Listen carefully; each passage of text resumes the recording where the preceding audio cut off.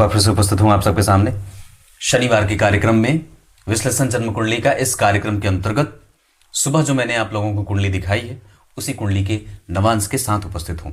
शुरू करते हैं आज का कार्यक्रम। कहीं नहीं जाना है, बिल्कुल बन के रहिएगा। कार्यक्रम के आरंभ में ही एक बात बता दूं, ये कार्यक्रम का दूसरा हिस्सा है। इसका पहला हिस्सा आज ही के सुबह के कार्यक्रम में आपको मिला है। जो सुबह मैंने वीडियो डाला है वो 10 बजे से 11 बजे के बीच वाले कार्यक्रम में, उसका ये पहला दूसरा हिस्सा है। किसी भी व्यक्ति की कुंडली में नवग्रह अपनी स्थिति प्रत्येक वर्ग चार्ट में कितने बेहतर बना रहे हैं, ये बड़ा संपूर्णतया समझने वाली बात हो जाती है। आपको हमेशा ही ये बात याद रखनी होगी कि आपकी कुंडली का कोई भी ग्रह कभी भी एक जैसा परिणाम नहीं करता है। वो कभी वही ग्रह किसी एक क्षेत्र के लिए बहुत अच्छा परिणाम करता है और वही ग्रह किसी दूसरे क्षेत्र के लिए कमजोर परिणाम करता है। जैसे उदाहरण, अष्टम भाव के शुक्र, उदाहरण देता हूं। अष्टम भाव के शुक्र आपके रिसर्च के लिए बहुत अच्छे होते हैं। अष्टम भाव के शुक्र आपके रिसर्च और डीप थॉट के लिए अच्छे होते हैं। आपका कंसंट्रेशन लेवल बढ़ा करके रखते हैं। आप खोजबीन बड़े अच्छे से कर सकते हैं। किसी भी विषय पे आपके तरीके अच्छे हो सकते हैं। उसके बारे में आप बहुत अच्छा विचार रख सकते हैं। कैसे उसको कैसे और भी ज्यादा निकालना है, ये आप बहुत अच्छा कर सकते हैं अष्टम भाव के शुक्र का। और दूसरा, अष्टम भाव के शुक्र स्वास्थ्य के मामले में व्यक्ति को अजीर्ण की समस्या देते हैं। तो एक ही ग्रह पर परिणाम दो हो गया। ठीक उसी तरीके से पंचम भाव के गुरु, पंचम भाव के गुरु, पंचम भाव के गुरु जातक को बुद्धिमान, ज्ञानी, शिक्षा से भरा पूरा, उसकी बुद्धि बड़ी निर्मल हो, पर उसको संतति से कमजोर बना देते हैं। तो ग्रह तो एक ही था पर परिणाम उसने दो तरफा कर दिया। पंचम भाव के शुक्र व्यक्ति को अनुभव नहीं लेने देते। उसका अनुभव उसके काम नहीं आता। जो भी उसने गलती करी है वो कई बार बार बार वही गलती करता रहता है। मतलब रिपीटेशन होता है एक ही गलती को बार बार करने का। पंचम भाव के बुध अकेले वो व्यक्ति को बहुत ज्यादा जुझारू बना देंगे, पर पंचम भाव के बुध व्यक्ति के बुद्धिमत्ता को कमजोर कर देते हैं। वो बुद्धिमान नहीं रह जाता है, जुझारू बनेगा। मतलब लड़ने वाला लड़का हो जाए, कृतज्ञ हो जाए, भगवान की भक्ति करेगा, अपने से बड़ों का सम्मान और आदर करेगा, पर उसकी बुद्धि विभ्रम हो जाती है, भ्रमित हो जाती है। जब कभी भी निर्णय लेना हो तो वो कंफ्यूज होता है। ये ऐसे मतलब एक ही ग्रह कई तरीके से परिणाम करने लगते हैं, ये बात। तो यहां पे मैं आपको दरअसल बताऊंगा, आज चर्चा होगी नवमांश पे। इनकी कुंडली में नवांश तुला का बन रहा है, जो यहां का पंचम भाव का अधिपति है। ध्यान से समझिएगा, आपकी कुंडली में नवांश का लग्नेश कौन है, अगर वो शुभ ग्रह है और उसको देख रहा है, शुभ ग्रह के साथ बैठा है, इसका अर्थ होगा कि व्यक्ति का दाम्पत्य अच्छा हो सकता है, उसमें कोई गड़बड़ी नहीं है। और उससे भी अच्छी बात यह होगी कि व्यक्ति का डेली रूटीन ठीक होगा और उनके पत्नी के साथ उनके संबंध अच्छे रहेंगे। क्योंकि यहां पे भी शनि मंगल बैठे हैं, पर मंगल नीचाभिलाषी हो रहे हैं और शनि मित्र की राशि में बैठे हैं और शनि की दृष्टि बुध पे जा रही है, जो भाग्य भाव का अधिपति है, जो इस कुंडली के पंचम भाव के अधिपति। तुला लग्न की कुंडली के पंचम भाव के अधिपति शनि नवम में बैठ गए, सप्तम इसके साथ बैठे हैं। इस वजह से दाम्पत्य में प्रेम होता है और उसके बाद व्यक्ति को कई बार आसपास या अपने दाम्पत्य में अपनी पत्नी के साथ कभी कभी कम्युनिकेशन में गैप हो जाता है। ये ना हो, इसका ख्याल रखना होगा। यहां पे शनि मंगल का जो प्रभाव होगा वो आपके दाम्पत्य को बहुत अच्छा रखने के लिए काफी होगा, पर ये भाग्य भाव के अधिपति शनि पंचम भाव के अधिपति होकर के भाग्य भाव के अधिपति बुध पे दृष्टि डाल रहे हैं। इस कारण से यहां भी पत्नी के आने के बाद भाग्य का बल बढ़ता है। पत्नी के आने के बाद उनका सुरक्षात्मक रवैया होता है। वो आपके करियर को लेकर के, आपके धन संपत्ति और आपके व्यवहार को लेकर के बहुत ज्यादा व्यवस्थित होती हैं। और वस्तुतः उनका दर्शन थोड़ा प्रैक्टिकल वाला होता है और वो किसी भी क्षेत्र में आपके निर्णयों को बहुत जल्दी जल्दी न लेने से मना भी करती हैं। वो कहती हैं रुको, अनुभव करो, उसके बाद फिर आगे बढ़ो। ऐसा दशमांश कुंडली में ये कुंडली बहुत अच्छी साबित होगी।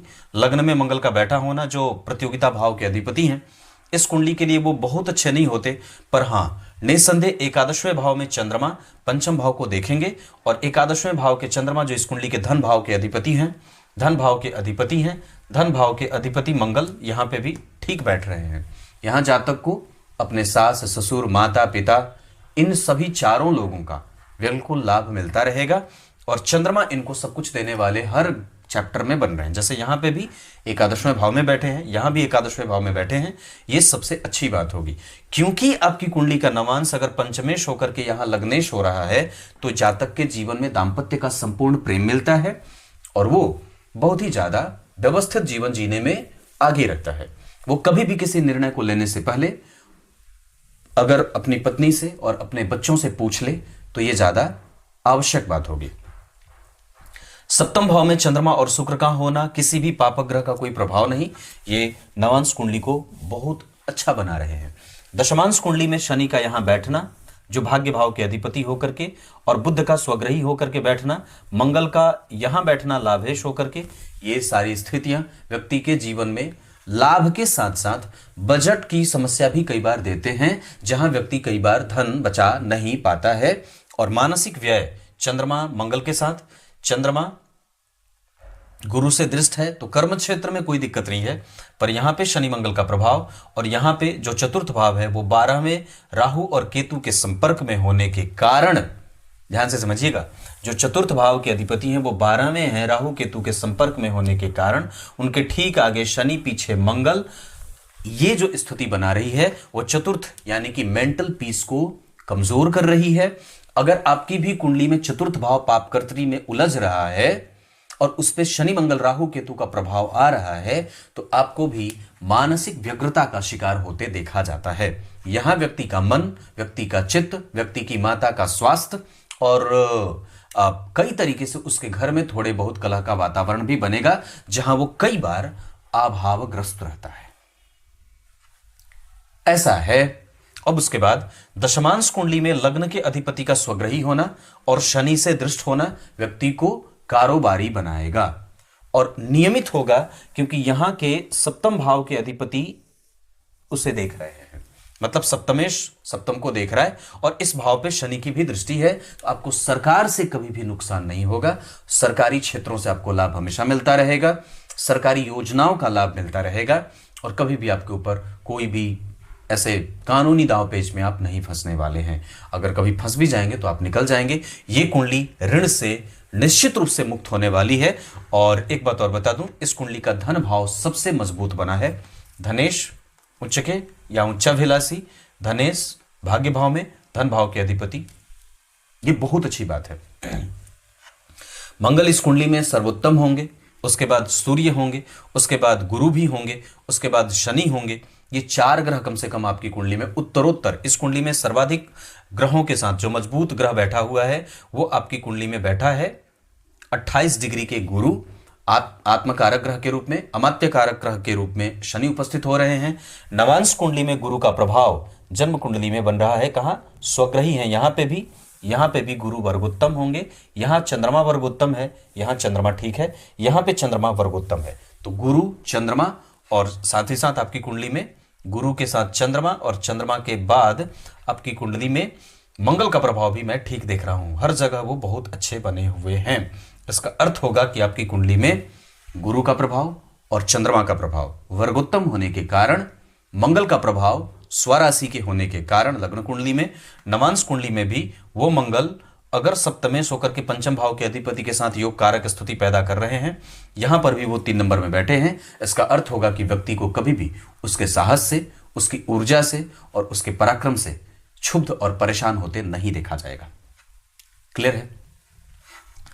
आपकी कुंडली में मैं अब चर्चा थोड़ी सी लग्न कुंडली में तो मैंने नक्षत्रों के बारे में कर दिया था।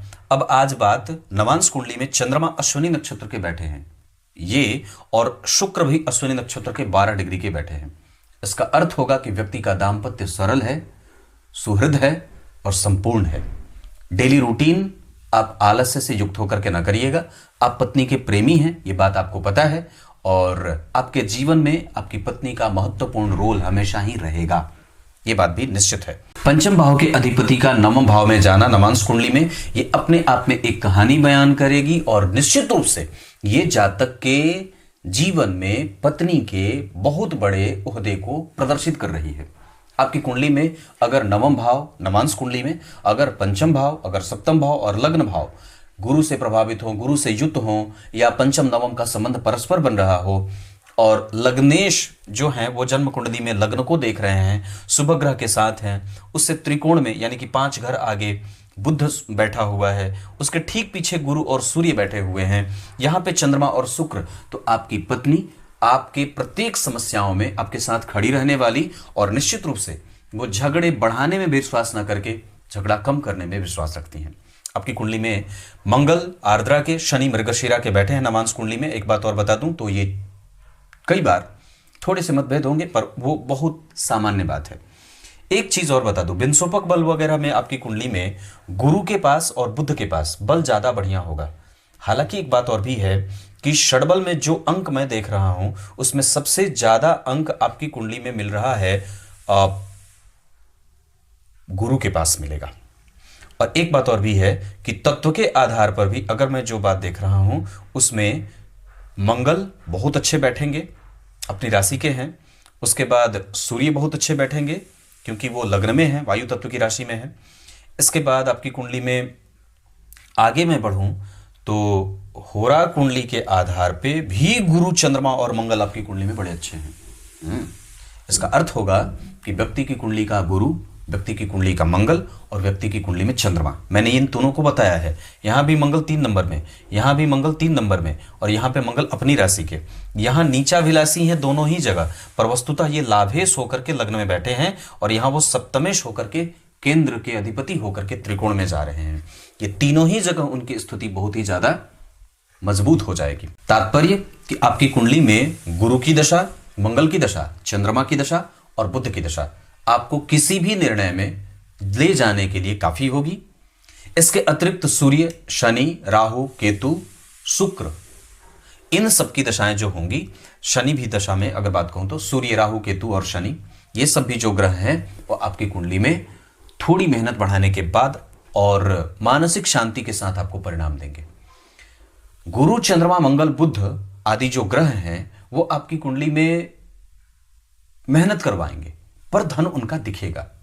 बाकी सूर्य, राहु, केतु और शनि की दशा में जो पराक्रम होगा वो शांति ज्यादा देगा और उस दौरान आपको थोड़ा चित्त, आपका चित्त पवित्र बना करके रखेंगे। इस कुंडली में शनि की दशा, शुक्र की दशा और गुरु की दशा में कोई भी अच्छा काम किया जा सकता है। इसके अतिरिक्त भवन, भूमि, वाहन का सुख अगर भोगना चाहते हैं तो बुध की दशा में और शनि की दशा में लाभ मिल सकता है। कहीं विदेश से यात्रा करना हो, कोई जगह परिवर्तन करना हो तो शनि और शुक्र की दशाओं को देख सकते हैं। वैवाहिक कृत्य के लिए शनि, गुरु और पंचम भाव के अधिपति शुक्र की दशा को देखा जा सकता है। ये इतनी सारी बातें मैंने बताई। आपकी कुंडली में दिन मैंने बताया था बुधवार, अंक 6 बताया था। इसके अतिरिक्त मित्रता मैंने बताई थी तुला और कुंभ वालों से। शत्रुता कभी ना करें मेष, सिंह और धनु वालों से, इनसे बच के रहें। दिशा आपकी कुंडली में धन कमाने के लिए अगर कोई भी बात होगी तो वो बनेगी पूर्व की दिशा। ये बात इतनी है। ओवरऑल ये कुंडली वाहन वगैरह के सुख के लिए निश्चित रूप से संपूर्ण है, उसमें कोई गड़बड़ी नहीं है। संतान वगैरह और माता पिता के मामले में पिता के साथ संबंध आपको ठीक करना होगा। माता भाव ठीक दिख रहा है। इसके अतिरिक्त प्रेम, चंद्रमा और शनि का प्रभाव जब जन्म कुंडली के पंचम भाव पे कहीं से भी पड़ेगा तो हालांकि वो व्यक्ति को रिकॉग्निशन तो दे देता है पर वस्तुतः वहां पे आपको और भी ज्यादा अपने प्रेम को बढ़ा करके देने की आवश्यकता होती है, तभी आपको दूसरों से मिलता है। ये बात भी याद रखने वाली है। संतान वगैरह का सुख आपकी कुंडली में निश्चित रूप से है और संतान लाभकारी ही होगी और वो भी व्यवसायिक नेचर की होती है, मतलब वो अपने लाभ और हानि को लेकर के सचेत रहती है। आपकी कुंडली में श्वास से संबंधित और फेफड़ों से संबंधित समस्या हो सकती है, ये बात ध्यान रखने वाली है। आप आलस्य न करें और निश्चित रूप से जितना ज्यादा हो सके कोमलता से व्यवहार करेंगे उतना ही ज्यादा आपका और भी ज्यादा भाव फल बढ़ेगा। एक बात और बता दूं, आपकी कुंडली में गुरु और शनि का प्रभाव जन्म कुंडली के सप्तम भाव पे पड़ रहा है एक वर्ग चार्ट में, जिसके कारण मैं आपको कहूंगा कि प्रैक्टिकल हो जाने की आवश्यकता है और जीवन के वास्तविक मर्म को समझने की आवश्यकता है। पुत्र तृष्णा में युक्त होकर के अपने जीवन को मत रखिएगा, धन की तृष्णा में मत रहिएगा और वैरागी बनने की कोशिश ज्यादा करिएगा। ये बात इतनी है। हमारे जीवन का संपूर्णतया लक्ष्य मुक्त हो जाने का होता है। मतलब याद रखिए, मैंने एक कार्यक्रम में बात कही थी, जीवन वही है जो वापस जीवन ना दे, मृत्यु वही श्रेष्ठ है जो वापस मृत्यु का कारण ना बने, और वस्तुतः जन्म वही श्रेष्ठ होता है जो दोबारा जन्म ना लेने दे, और गुरु वही श्रेष्ठ होता है जो नारायण का मंत्र दे। कुछ इसी तरीके से आज के कार्यक्रम का समापन करते हैं। तब तक के लिए इजाजत दीजिए। कल एक बार फिर से उपस्थित होंगे आप सबके सामने। तब तक के लिए बहुत बहुत नमस्कार।